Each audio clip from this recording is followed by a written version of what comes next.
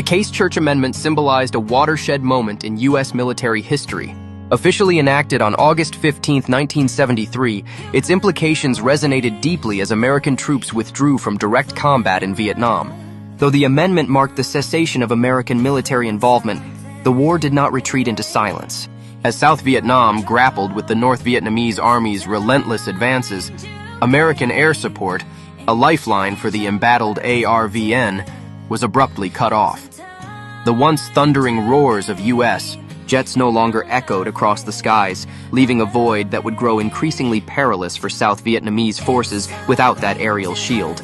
In the unfolding chaos, the vulnerability of ARVN became starkly apparent. The nearly 2 years that followed the amendment's passage were punctuated by fierce battles as the North Vietnamese Army bore down with renewed vigor. The absence of American military presence transformed the battlefield landscape, as estimates reflected rising casualties and shifting territorial control.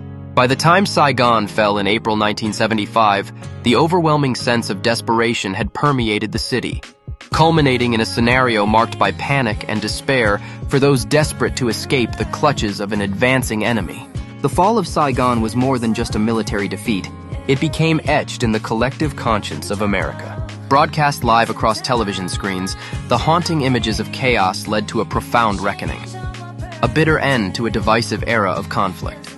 With the war stripped of its glory, the U.S. public faced an uncomfortable reflection on the sacrifices made, both in lives lost and resources expended. In its aftermath, the Case Church Amendment's legacy began shaping the narrative around American military intervention for years to come.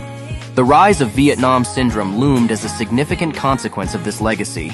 It fostered a legislative and public reluctance to engage U.S. forces in foreign conflicts without clear objectives and comprehensive exit strategies.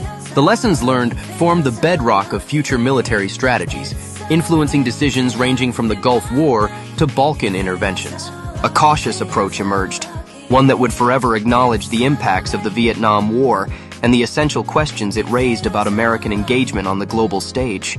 The Vietnam War left scars that ran deep, not just on the soldiers who fought, but etched into the very fabric of the American national psyche. As the echoes of gunfire faded, a profound reevaluation of presidential power emerged.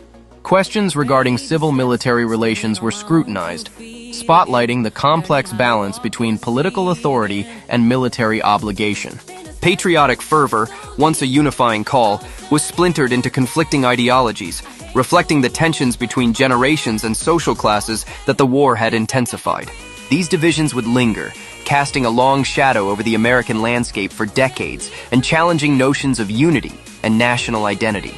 The need for remembrance manifested in memorials, with the Vietnam Veterans Memorial in Washington, D.C. emerging as a poignant symbol of national mourning. Dedicated in 1982, this sacred space offers solace and a focal point for veterans and their families. Its design, stripped of political rhetoric, focuses solely on the inscribed names of those who sacrificed everything, encapsulating the raw emotions of collective grief. Visitors traverse the granite wall, tracing the names with trembling fingers, each one a reminder of a life once lived, forcing a shared confrontation with loss and respect as the nation grapples with its past. For Vietnam, the repercussions of the war were far severer and more immediate. The reunification under communist rule brought forth tremendous hardships, including the rise of political re-education camps that sought to reshape individual narratives within a collective ideology. With economic challenges looming, many fled, navigating treacherous waters as refugees in search of safer shores. Yet despite these trials, gradual healing emerged, akin to the slow rise of a phoenix from the ashes.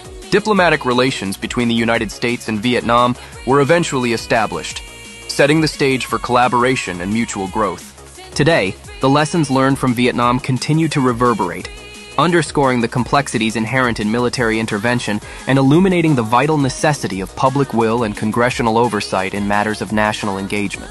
August 15, 1973, stands as a potent reminder that history is navigated through the interconnectedness of politics and human experience, amplifying the costs of conflict and the undying quest for peace.